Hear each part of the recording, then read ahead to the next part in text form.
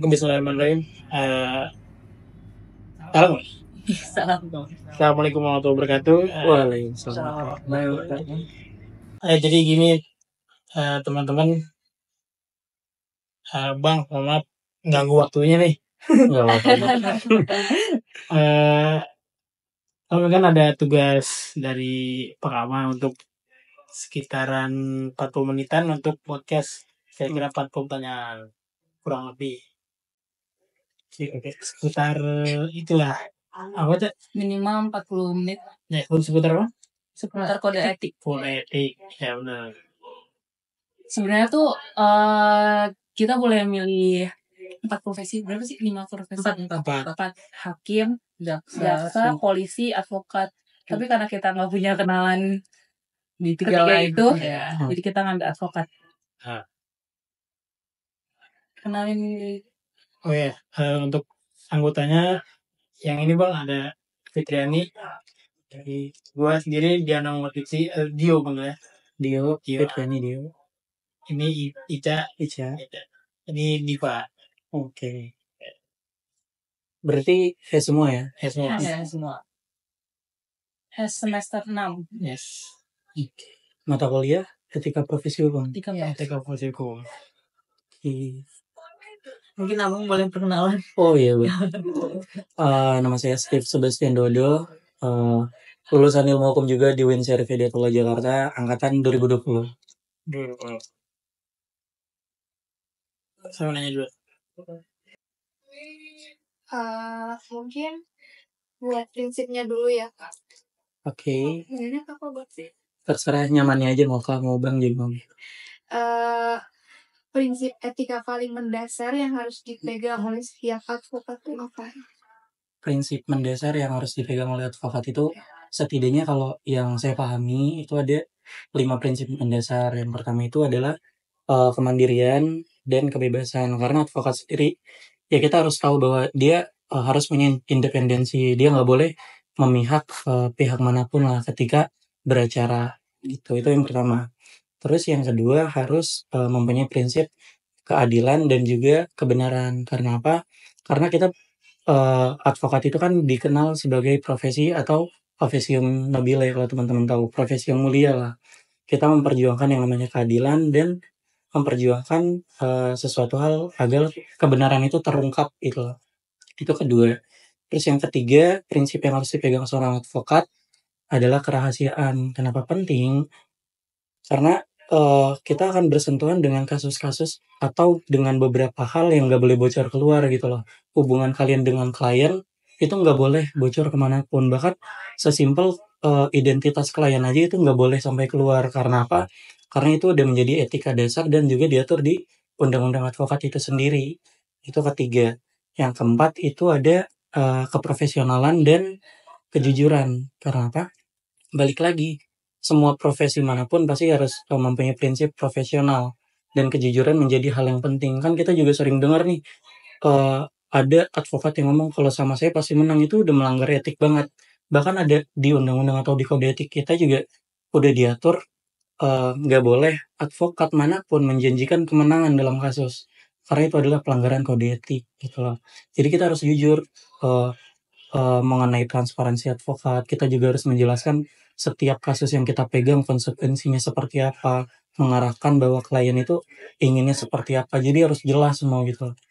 Itu yang keempat. Dan yang kelima itu adalah seorang advokat tidak boleh mencari atau membuat keuntungan yang tidak halal gitu loh dari apa yang dia lakukan. Karena kan banyak banget ya mungkin kita bisa katakan oknum-oknum gitu loh ketika teman-teman nanti terjun ke dunia advokat. Ada banyak banget peristilaan seperti makelar kasus, contoh-contoh pengacara yang udah disetting oleh oknum-oknum polisi. Kita katakan oknum ya, karena emang gak semua bermain, tapi emang udah menjadi rahasia umum gitu loh. Gitu. Kalau prinsip dasar, setidaknya 5 prinsip dasar itu sih harus dipegang. Terus kalau misal ada salah satu nih yang dilanggar, itu bakal langsung ada kena sanksinya? Sebenarnya kalau pasti ada sanksinya, dan sanksinya itu sendiri balik lagi nih kita rujukannya kan ada banyak sebenarnya kalau dalam dunia advokat.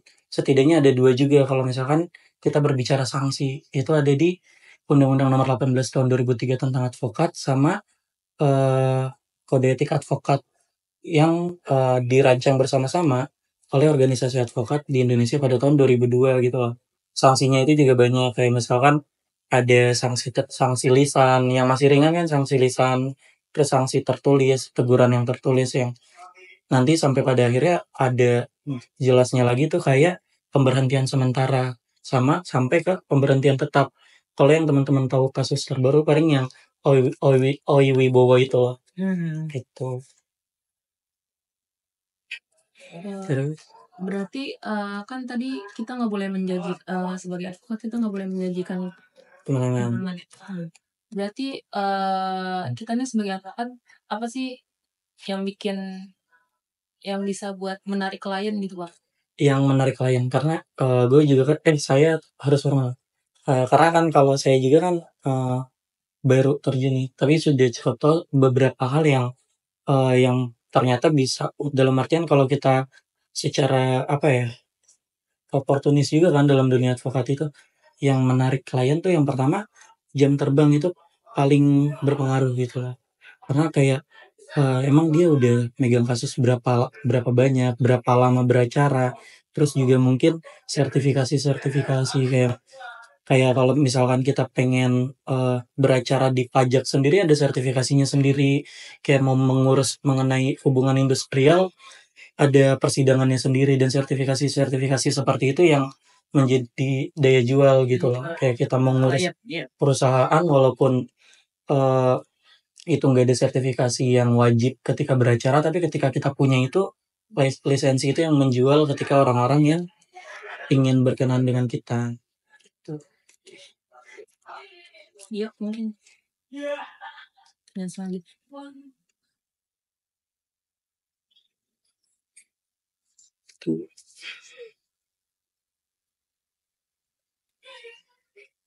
Aku deh. Menurut Abang, ada nggak sih bentuk konflik kepentingan yang harus dihindari oleh seorang advokat? Ada banget karena sering dan lumrah terjadi gitu. Bukan lumrah sih.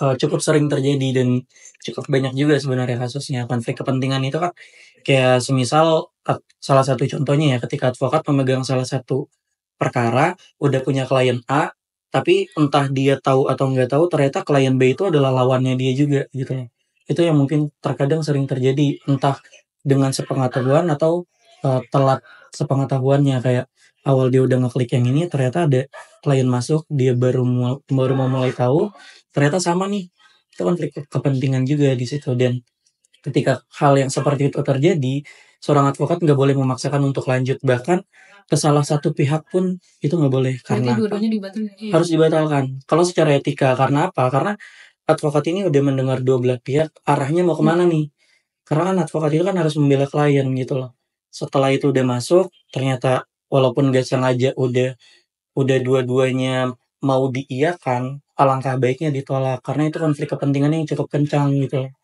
karena di situ advokat bisa bermain kayak berarti saya bisa memenangkan salah satu pihak yang lebih menguntungkan saya bahasanya kalau secara objektif. Jadi hal-hal yang seperti itu yang harus dihindari. Jadi ketika kedua belah pihak yang sama yang dipegang oleh salah satu advokat itu maju di dalam suatu persidangan, advokat itu harus mundur. Karena netralitasnya udah harus ditarik.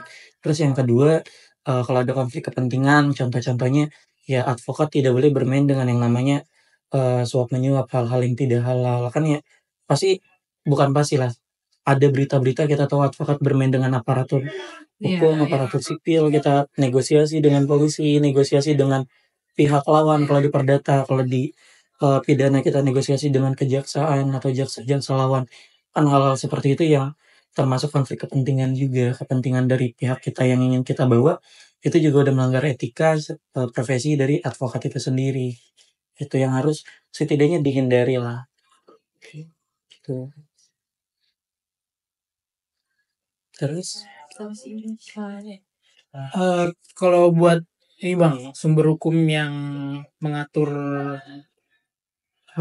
Kode etika advokat sendiri. Advokat dalam beracara lah ya. Dalam beracara. Dalam beracara nanti mungkin entah udah dipelajari atau belum di semester 6 itu kita masih merujuk ke Undang-Undang Nomor 18 Tahun 2003 tentang advokat. Itu kita kembali ke sana.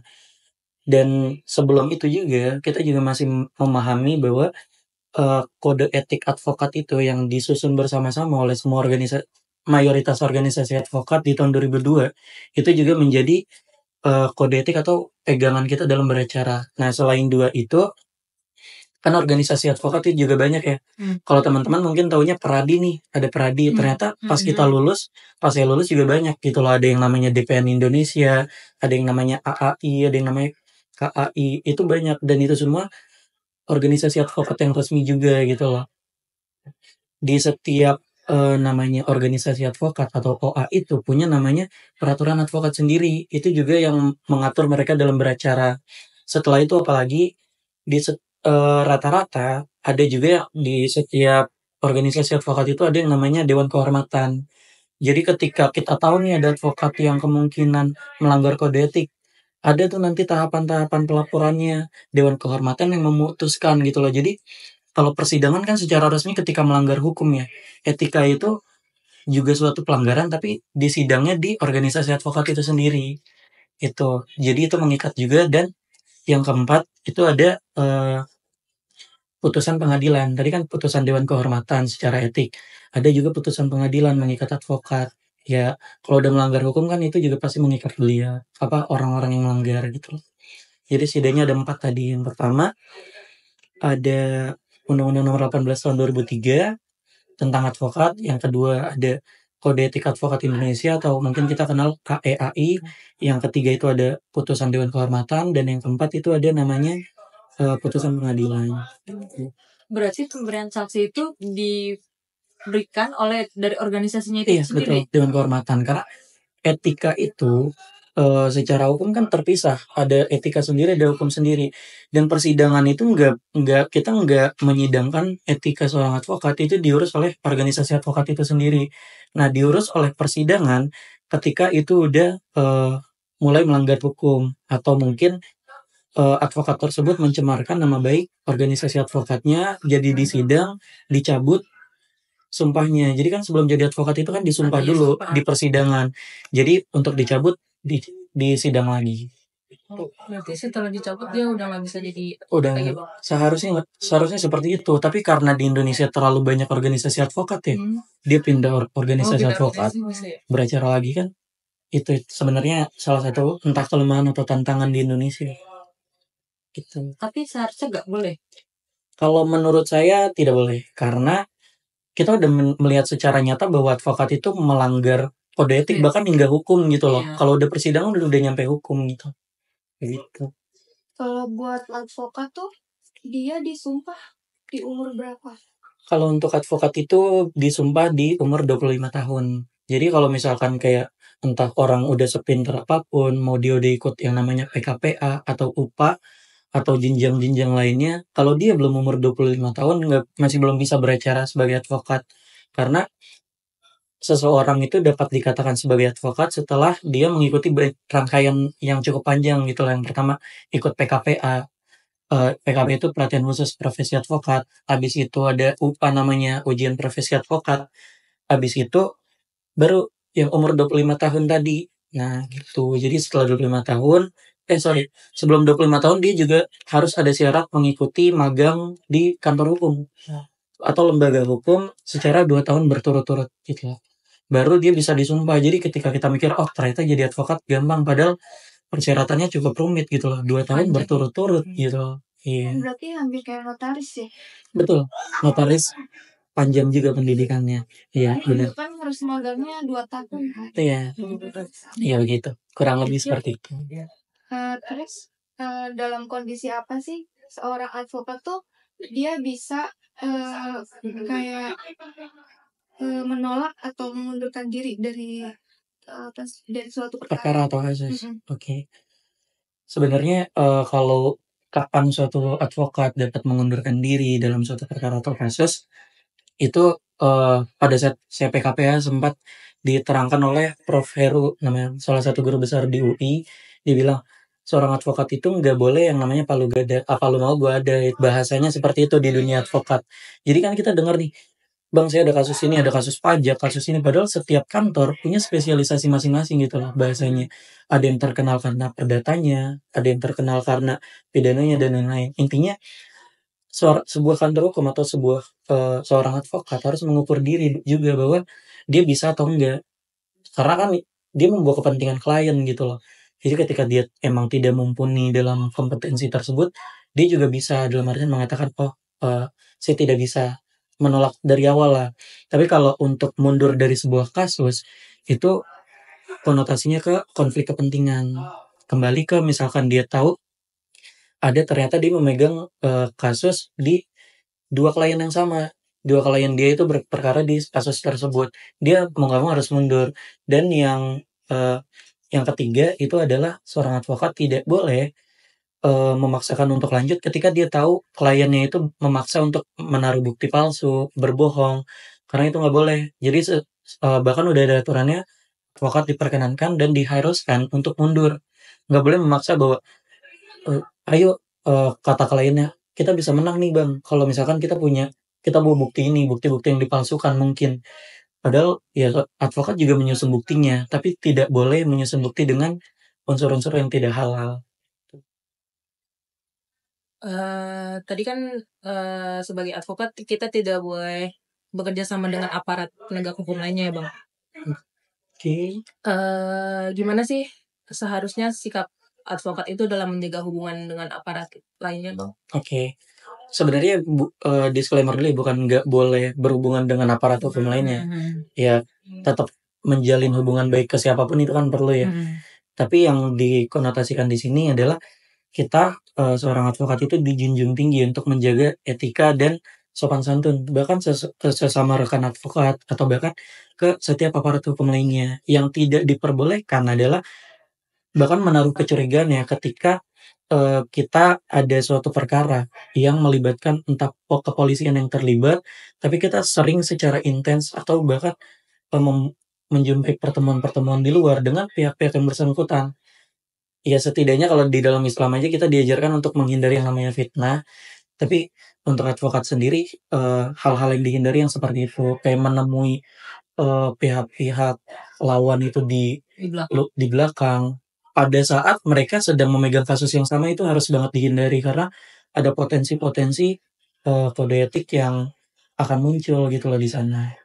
Walaupun kita tahu mereka membahas, oh ya udah ngopi-ngopi santai, tapi secara etika itu tidak baik karena sedang memegang kasus yang sama gitu dan bertentangan. Itu. Terus ada nggak sih tantangan buat etika profesi advokat di era digital sekarang ini?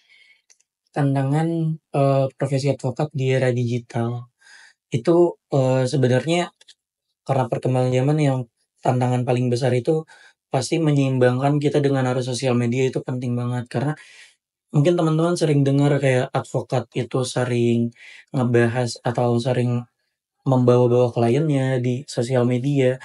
Itu sebenarnya adalah hal yang harus dibatasi gitu loh. Seorang advokat harus mengetahui apa yang bisa dipublis atau enggak.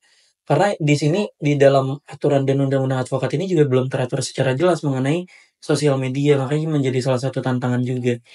Bukan dalam artian tidak boleh membawa kliennya ke dalam jenjang sosial media, tetapi pembatasannya sangat banyak, dan pembatasan-pembatasan tersebut itu potensinya cukup besar untuk melanggar kode etik. Kayak contoh misalkan dia mengangkat kasusnya tapi dengan menyebutkan profil secara detail, itu kan sebenarnya di advokat sendiri sudah melanggar kalau kita bicara soal aturan, karena tidak boleh mengungkap identitas saja nggak boleh diungkap gitu loh.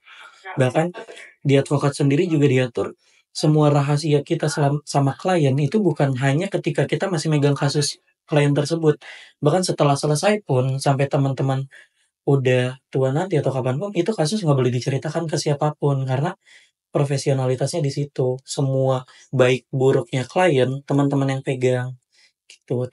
Jadi kembali lagi ke tantangannya, tantangannya adalah salah satunya tadi mungkin menyeimbangkan dan bagaimana kita cermat terhadap sosial media, dan yang kedua seorang advokat juga tantangannya banyak banget orang-orang yang udah adaptasi dengan AI kan. Kita kenal di situ ada yang mungkin mencari landasan hukum, legal research-nya lewat AI. Tapi kan di dalam pengadilan itu kita nggak bisa asal menyebutkan gitu loh. Ada di putusan nomor sekian. Itu mungkin kita nggak tahu lah dia berdasarkan ChatGPT atau apapun itu. Tapi kan di pembuktian itu dia harus membawa lampiran putusannya. Jadi ketika dia hanya menyebutkan apa yang dia lampir dalam AI itu tanpa membawa putusannya, itu nggak bisa. Karena hukum pembuktian itu seremeh kita membawa jurisprudensi bahasanya putusan nomor sekian sekian sekian itu harus kita bawa ke pengadilan, dan ChatGPT itu nggak mempunyai akses yang banyak ke sana, atau mungkin AI yang lainnya gitu. Jadi ketika kita katakan cermat dalam menggunakan AI juga, kita selain memanfaatkan legal research tadi untuk mungkin nggak salah juga mereka mencari di AI, tapi mereka harus melakukan cross check secara cermat. Apakah putusan ini benar ada? Apakah di dalam putusan tersebut bunyinya benar serupa juga? Jadi hal-hal yang seperti itu. Oh, berarti tuh advokat juga pakai AI yang buat Mas, dalam prakteknya. iya sudah mulai, karena kalau misalkan nggak pakai AI pasti ketinggalan semuanya. Itu jadi ya itu menjadi sama kayak semua rumpun keilmuan ya, AI itu sebagai tantangan tapi sebagai nilai plus juga, karena mempermudah kita gitu loh untuk legal research. Yang tadinya kita mencari putusan di website direktor yang lama, kalau teman-teman tahu ya, buka di link itu. Tapi kita udah tahu nomor putusannya, tinggal kita coba cari putusan tersebut apakah bunyinya benar atau enggak. Jadi cukup membantu. Berikutnya nih Bang, apa kewajiban advokat dalam memberikan bantuan hukum secara cuma-cuma? Oh, pro bono berarti ya. Kewajiban advokat itu kan mungkin nggak tahu juga ya, sebenarnya ada juga orang yang kayak nggak tertarik dengan kasus pro bono, karena kan ada juga advokat-advokat yang apa ya, benefit oriented gitu loh. Ketika kita memegang kasus pro bono nggak ada yang didapat menurut orang-orang kan. Tapi bahkan di antara di kode etik advokat atau di undang-undang nomor 18 itu disebutkan di pasal 4 huruf H-nya, seorang advokat itu wajib untuk menerima kasus-kasus pro bono atau kasus yang secara cuma-cuma dengan mungkin dengan penjelasan secara rinci ketika seseorang itu tidak mumpuni secara ekonomi lah, bahasanya seperti itu.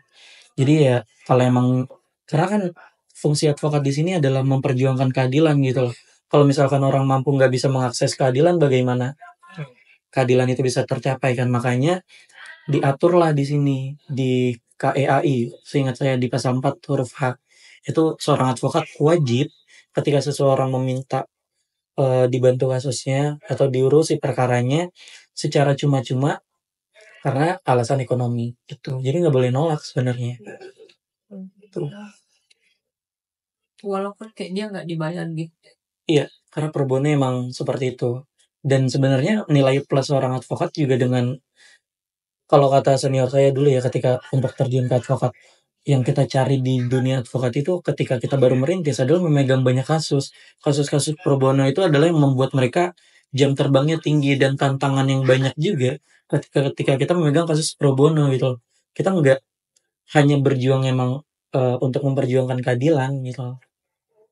Iya, bahkan tanpa imbalan apapun kita tetap harus berjalan. Berarti kayak banyak cari pengalaman gitu ya. Iya, jam terbang kembali. Kalau misalnya nih Bang, kita bertemu sama klien yang suka apa tuh batu banget, tapi dia mah sebenarnya salah. Cuman dia pengennya dibela dengan bener tuh Bang. Terus kita sikap sebagai advokatnya harus gimana tuh? Sikap sebagai advokat banyak sih sebenarnya, ada kemungkinan seperti itulah, kayak kita udah menjelaskan opsi-opsi yang terbaik menurut entah menurut kantor hukum atau menurut kita, tapi klien-klien terkadang pengennya gini aja, saya punya jalan ini dengan cara yang salah, dengan alat-alat bukti mungkin yang salah. Hal tersebut yang pertama kita harus jelaskan adalah kita melakukan penekanan bahwa pengertian dahulu lah. bahwa cara beracara kita seperti ini. Kita dilarang untuk menggunakan cara-cara yang tidak baik. Jadi ketika dia tetap kekeh, kita harus melakukan yang namanya kalau emang pengen jalan seperti itu, kita mundur dari kasus ini. Karena di etika advokat juga, kita harus mundur. Kalau ketahuan, konsekuensinya ke advokat. Kalau ketahuan kita memalsukan bukti atau bukan ketika klien kita udah ingin menaruh bukti yang kita tahu nih bukti itu seharusnya nggak boleh masuk ke pengadilan, tapi kita mengiyakan, kode etiknya kena ke kita juga, dan itu ada kemungkinan sampai ke tahap pemberhentian gitu loh. Jadi ya makanya seorang advokat seharusnya tidak merestui hal-hal seperti itu ya, gitu. Gimana kalau misalkan ketahuan bukti palsunya itu udah setengah jalan, Bang? Itu kembali lagi yang perlu di cross check, apakah sebenarnya apakah itu dengan sepengetahuan advokat yang bersangkutan atau enggak. Jadi kan hakim juga bisa menilai gitu loh. Dan seharusnya advokat itu juga bisa menilai bahwa bukti-bukti yang dibawa ini palsu atau enggak. Tapi kan yang terkadang susah itu adalah keterangan dari saksi ya, bisa palsu. Itu bertanggung jawab atas diri sendiri. Makanya kalau teman-teman pernah ke pengadilan, sebelum saksi itu maju, dia disumpah terlebih dahulu. Jadi mereka bertanggung jawab atas diri sendiri. Makanya sanksi atas keterangan palsu itu juga cukup lama pidananya. Gitu. Kalau tadi kan katanya dia bisa mundur. Nah, kalau misalkan dia mundur itu berarti kan kayak putus kontrak gitu kan. Betul. Nah, itu dia bisa jadi kan dia ngerugiin si klien nih. Oke. Nah, itu berarti si kliennya nih bisa nggak minta ganti rugi? Iya, bisa nuntut atau ganti rugi gitu. Iya, paham.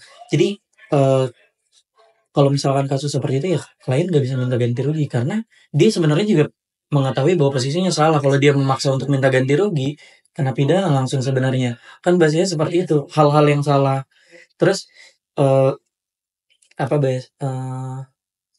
iya, intinya ketika dia udah tahu dia salah, mungkin dia ingin menuntut ganti rugi yang nggak bisa.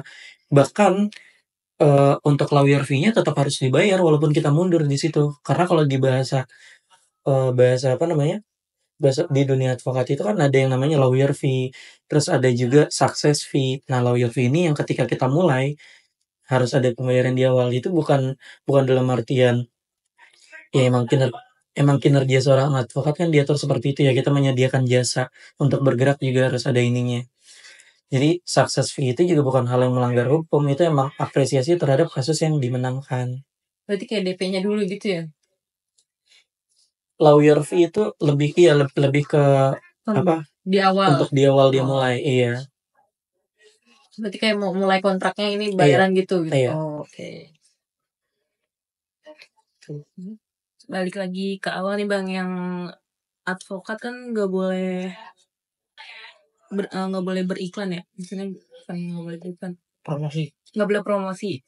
Nah, gimana cara advokat tuh beriklan jasanya dan apa aja sih batasannya? Nah, itu sebenarnya menjadi salah satu tantangan juga gitu. Advokat sekarang dengan sosial medianya yang juga udah bergelimangan dengan tentang brandingnya. Jadi yang sebenarnya harus dibatasi itu adalah branding yang seperti apa yang dibawa. Makanya rata-rata mungkin dengan kunjungan dia ke kantor. Makanya kan yang dilarang itu yang tadi contoh-contoh branding seperti dia pengenalan membawa kasusnya dengan detail nih di media, saya sedang mengurus kasus ini dengan klien ini, itu udah cukup berlebihan dan sebenarnya itu sudah melanggar etik menurut saya. Karena identitas klien itu adalah hal yang sangat dan harus dijaga. Karena kita juga nggak tahu kan ancaman datang kapan aja untuk kita dan klien gitu. Itu. Terus balik lagi ke solusinya gimana? Solusinya ya pembatasan mengenai branding dari seseorang dan kantor hukum itu sendiri harus dibatasi. Hanya mengenalkan pelayanan-pelayanan yang dia kasih.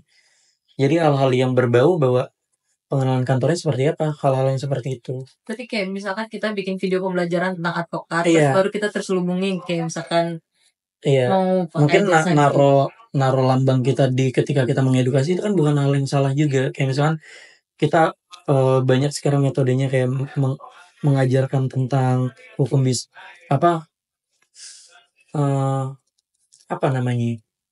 informasi-informasi hukum yang secara satu postingan aja dengan menaruh lambangnya itu kan udah branding sebenarnya, dan bukan branding yang salah yang seperti itu gitu. Kayak bikin website Iya, tentang artikel gitu iya ya. betul. Karena iya dari artikel yang bagus juga orang-orang kan akan mencari tahu ini penerbitnya dari terbitan mana. Berarti tetap kita boleh membranding diri tapi dengan batasan tertentu Iya, gitu. ada banyak batasan.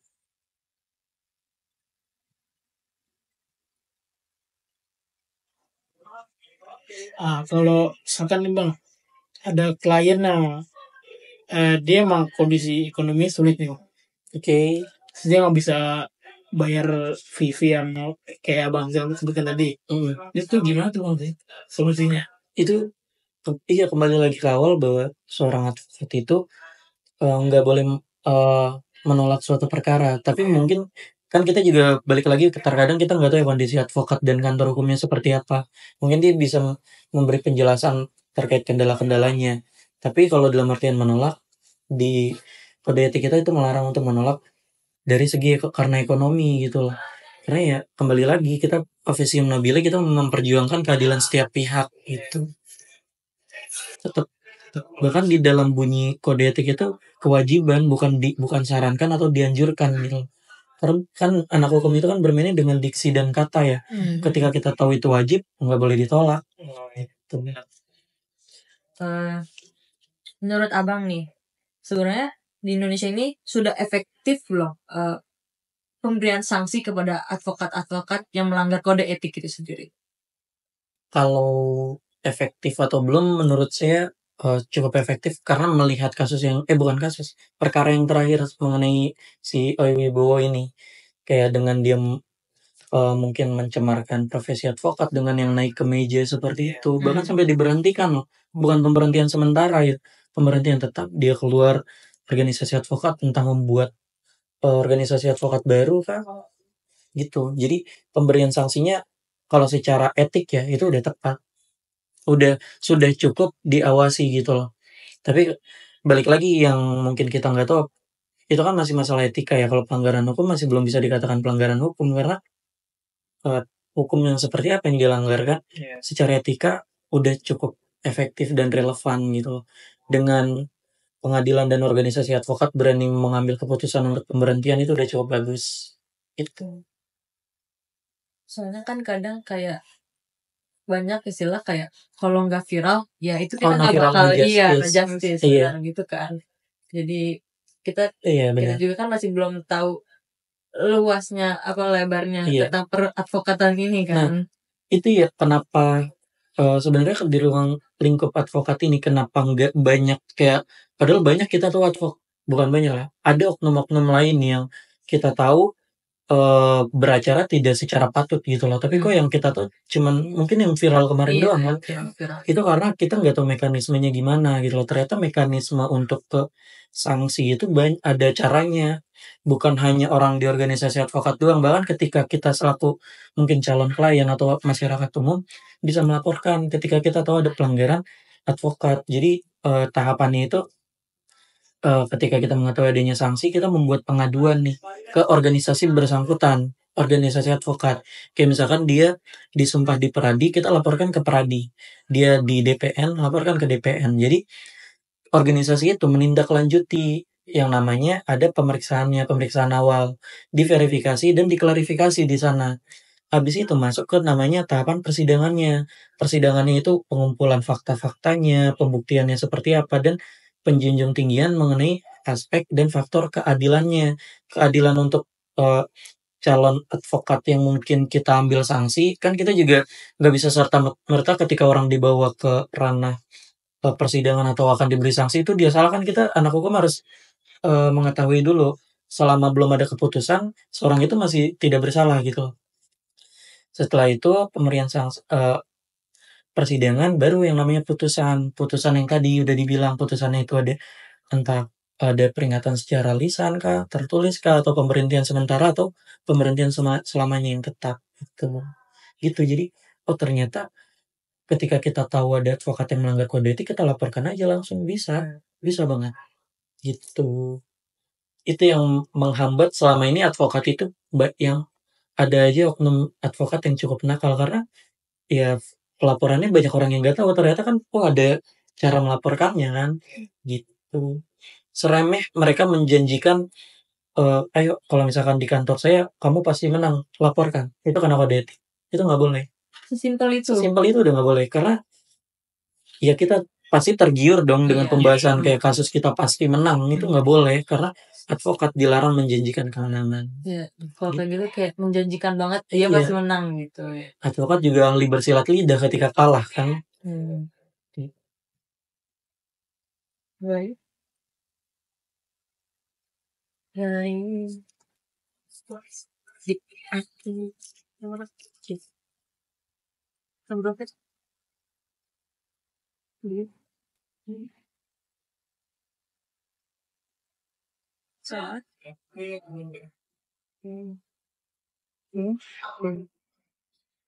Pertanyaan berikutnya nih Bang. Apa sih tantangan etika terbesar yang dihadapi seorang advokat saat ini, terutama itu di tengah tekanan publik dan exposure media? Tantangan advokat saat ini udah ada ya. Tantangan advokat saat ini adalah apa ya? Kembali lagi sih sebenarnya kalau bicara saat ini advokat tantangan besarnya adalah media gitu. Adalah perkembangan zamannya. Bagaimana kita harus membatasi diri. Kita yang nggak tahu ternyata ruang lingkup media ini bisa menjadi potensi-potensi kita beretika profesi dengan tidak baik gitu loh. Bagaimana cara kita menjaga klien yang lebih hati-hati. Terus juga bagaimana tantangan sekarang kan kantor advokat semakin banyak, pengacara atau lawyer dan advokat semakin banyak. Bagaimana kita tidak asal mengiyakan suatu kasus karena yang kembali lagi etikanya kita nggak boleh apa lu mau gak ada, nggak boleh palu gak ada gitu. Ya walaupun nominalnya besar nih, tetap kita juga harus mempertimbangkan kompetensi dan kemampuan dari kantor dari lawyer itu sendiri juga gitu. Tantangannya kan yang seperti itu. Jadi ketika yang orang-orang nggak tahu ketika seorang klien udah teken yang namanya surat kuasa, itu advokat bebas bertindak. Ada advokat yang nakal dengan mengerjakan kasusnya bercanda-bercanda. Terus ada juga yang emang serius. Makanya tantangan yang seperti itu seorang advokat ya kembali harus memperjuangkan etika dan keprofesionalannya. Sekarang kan kayak banyak banget nih advokat. Kayak sekarang sih bisa kayak di Win aja kayak dia tuh ininya ke advokat gitu. Kayak apa? Dia larinya ke advokat misalnya. Oh iya. Banyak yang setuju. Itu kan jadi sekarang tuh banyak banget advokat di Indonesia kan. Itu masuk ke tantangan advokat nggak sih? Iya. Bahkan salah satu senior atau dosen saya pernah dengar ya advokat tuh kayak tukang ketoprak. Bahasanya seperti itu karena di mana aja udah ada yang ngebedain gimana ketopraknya enak atau enggak kan bahasanya seperti itu. Kalau kita analogikan ternyata pas saya pikir dan coba terjun ke dunia lawyer ini bener kantor advokat banyak banget. Setiap sudut, setiap jalan kita ke kampus pasti kita ngeliat kantor advokat. Tapi apa sih yang bikin katanya tuh mau terjun ke advokat gitu? Kalau kenapa saya terjun sebenarnya nggak pernah ada di rancangan hidup saya sendiri mau ke advokat karena ada banyak tujuan yang lain yang udah kalau dalam rancangan ya. Karena alasannya kembali lagi kita pengen hidup yang tentram kan. Advokat itu ada kemungkinan kasus ini kebawa ke rumah, ancaman bisa ke advokat juga. Itu yang mungkin saya hindari lah dahulu. Tapi karena mungkin pengen coba sambil belajar, ada kesempatan untuk PKPA kemarin, coba terjun ternyata ketika kita mempelajari cukup dalam di sini kita juga bisa melindungi banyak hal dengan apa pengetahuan kita gitu loh. Jadi kita selain mungkin menghasilkan belajar, kita juga anak-anak hukum kan dalam artian kita lebih mengetahui celah-celah dalam pelanggaran hukum itu sendiri. Ketika kita mungkin dizolimi, setidaknya hal-hal yang dulu saya takutkan ketika terjun ke dunia advokat ini membawa ke rumah, ternyata setelah kita terjun malah kita bisa jauh terlindungi juga. Dengan contohnya apa? Kita punya relasi kantor advokat sendiri, kita punya relasi dengan advokat kita bisa berhubungan baik dalam arti kan punya kenalan di kejaksaan, di kepolisian dan lain-lain gitu loh. Jadi bukan dalam artian untuk memanfaatkan, tapi kita oh ibaratnya ketika kita kenal dengan satu polisi aja, pasti kita ngerasa oh kalau gue ada apa-apa bisa lapor ke sini gitu loh. Dengan sistem pengaduan di Indonesia yang rumit, ketika kita ngadu ke polisi, ya itu salah kamu motor hilang kan ribet gitu. Jadi oh ternyata kita harus banyak belajar ternyata gitu. Berarti relasi juga penting ya. Penting banget. Bahkan kalau sebenarnya tantangan kita yang anak hukum yang bukan apa ya, bukan darah murni bahasanya, kayak bukan orang tua kita orang hukum, saudara orang hukum, itu tantangannya besar banget. Karena kita cuma bisa ngandelin otak dan bertahan aja di situ. Gitu. Karena iya, cuman modal itu aja, relasi. Makanya manfaat kalau kata orang ya relasi di kampus sebenarnya emang harus dipakai gitu loh. Dengan kita coba di kampus, kalau emang kita pengen aktif organisasi dan belajar, jangan cuma manfaatin ilmunya aja, relasinya itu yang penting sebenarnya. Karena di kantor saya itu bosnya lulusan terbaik Unhas selama 4 tahun, posternya kan dipajang terus di kampus. Yang dia tarik itu adik-adiknya semua dari Unhas. Gimana kita nggak ngiri gitu loh, kayak anjing abang-abang. Kayak gimana kita nggak ngiri, kayak enak ya ketika punya abang-abang yang ngerangkul adik-adiknya. Itu lulusan Unhas semua di kantor saya. Dan satu-satunya anak sama Eida ada anak UIN, dia magang juga. Gitu. Jadi relasi seberpengaruh itu. Ini Bang, balik lagi. Bagaimana seorang advokat itu menjaga integritas di tengah kayak tekanan dari baik dari klien atau media-media bahkan aparat hukum gitu. Oke. Sebenarnya persoalan integritas itu selesai ketika perut advokat itu udah selesai gitu loh. Karena ya kembali lagi ketika advokat merasa nggak puas dengan kinerjanya, akan mulai otaknya udah mulai rusak nih biasanya. Ya udahlah kita coba ambil yang jalur-jalur tidak benar. Nah, terus caranya itu seperti apa? Yang kembali lagi ke awal bahwa kita tuh harus mengetahui bahwa mengenali dulu lah ya. Setidaknya orang-orang tuh harus tahu resiko-resikonya seperti apa aja. Kita juga harus tahu menekankan bahwa kita ingin menjadi advokat yang baik. Kalau kata Coach Masih Tompul, taruh hati kamu kepada masyarakat atau kepada penegakan hukum gitu loh. Ya kita harus bermain dengan hati nurani kan, itu yang harus ditekankan. Kita harus sadar bahwa kita profesi yang mulia, profesi yang nobile. Kita harus menekankan itu terus. Jadi secara tidak langsung integritas itu akan terbentuk. Jadi gitu. Walaupun advokat ini seharusnya bukan memperdulikan menang dan kalahnya suatu kasus, yang harus ditekankan kan itu ya. Ada juga advokat yang ini kita harus menang, sukses fee-nya gede, kan ada yang seperti itu. Tapi yang harus kita tekankan dengan kita maksimal, dengan kita serius, itu udah cukup menenangkan klien gitu loh. Itu jadi walaupun pada akhirnya menang dan kalah, kan itu bukan di tangan advokat, tapi hakim juga bisa menilai. Berarti itu emang balik ke diri sendiri. Tetap harus balik ke diri sendiri, karena nggak bisa kita pungkiri oknum itu masih ada dimanapun, di semua profesi. Sebaik-baiknya dokter, guru, pengajar, nggak ada yang terbebas dari yang namanya oknum. Gitu. Nanya lagi ya? Nanya lagi. Tapi ada bang nggak kayak strategi misalkan klien ini udah kepepet kalah. Ada strategi yang agresif cuman nggak melanggar hukum. Strategi yang agresif dan nggak melanggar hukum. Biar bisa menang banget ya. Sebenarnya kalau dalam bahasa seperti itu kan tergantung perkara dan kasusnya ya. Paling yang perlu dilakukan adalah pembedahannya nih. Yang harus kita cari tahu dan kita tekankan adalah dari semua alat bukti yang dikeluarkan oleh lawan bahasanya, itu terkadang bisa jadi pedang bermata dua. Dan kemungkinan besarnya tetap terjadi. Misalkan dia membahas mengenai pasal sekian yang dalam artian untuk menyerang kita, tapi ternyata pasal tersebut bisa menyerang dia juga di kemudian hari.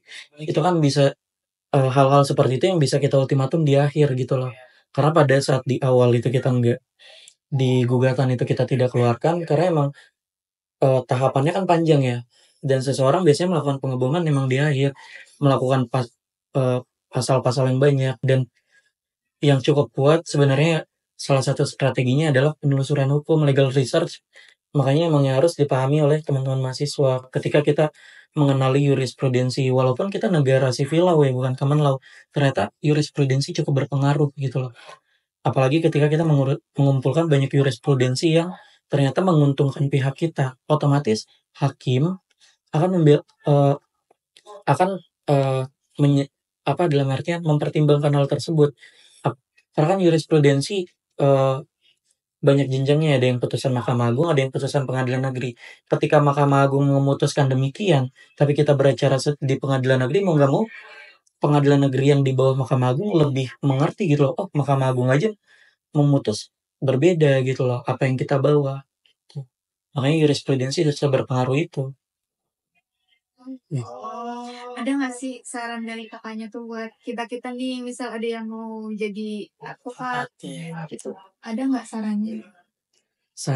Kalau saran-saran yang setidaknya bukan sebelum ke advokat dulu ya, kita harus kenal dulu nih benar-benar profesi di hukum itu ada apa aja. Karena kan jujur di UIN sendiri kita diajarkan untuk menjadi akademisi. Kalau menurut saya kita nggak diajarkan untuk ke jenjang yang ternyata semenyeramkan itu gitu loh di dunia sana. Jadi kita harus tahu nih profesi, ada advokat, ada jaksa, kepolisian, dan lain-lain. Terus ada juga yang namanya legal corporate kalau teman-teman tahu. Terus juga ada yang namanya mediator, auditor. Itu kan banyak ya. Nah, setelah teman-teman tahu, teman-teman mungkin rencanakan pengen jadi apa-apanya atau advokat di bagian keberapanya. Tapi ketika teman-teman udah mungkin ada bayangan pengen jadi advokat, pesan saya yang harus dibiasakan itu membaca buku. Itu yang luput dari mahasiswa sekarang. Kayak mungkin dulu seniornya nyuruh yaudah nih baca buku biar pintar. Ternyata pas kalian udah di dunia advokat, ketika kita disuruh baca putusan seminggu kan biasanya tugasnya, ternyata sehari kita bisa baca banyak putusan gitu loh, segila itu dunia. Kita harus bisa menafsirkan secara cepat. Oh ternyata duduk perkaranya seperti ini, amar putusannya seperti ini. Setidaknya penguatan dalam bacaan itu harus penting. Yang kedua, kita harus mengerti bagaimana implementasi mengenai hukum itu sendiri, legal research. Tadi itu yang penting banget. Yang lulusan UIN jujur itu nggak kencang di situ. Kita nggak diajarkan bagaimana cara kita melakukan riset hukum secara benar. Ternyata ada banyak tahapan-tahapannya yang di luar sana kita nge-apply kerja, tapi nggak ada daya jual karena kita nggak tahu harus bagaimana gitu. Terus selain baca buku, legal research dan lain-lainnya, kita harus mengetahui lagi, baca dulu minimal kode etik advokat itu sendiri. Kita akan seperti apa jadinya nanti. Jadi setidaknya ketika itu udah selesai, baru teman-teman bolehlah. Karena kalau kata bos saya nggak pernah menyarankan siapapun untuk jadi advokat. Bahkan bos di kantor saya seperti itu, karena dunia advokat itu cukup keras. Nggak untuk orang-orang yang setengah hati gitu loh. Kayak bukan untuk orang-orang yang mengharapkan kayak baru lulus kerja di advokat gaji 2 digit, itu bukan dunia advokat banget lah. Karena yang dijual kan jam terbang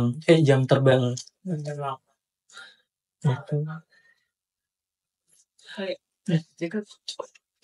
Mungkin itu doang bang pertanyaan yang dari kita nih.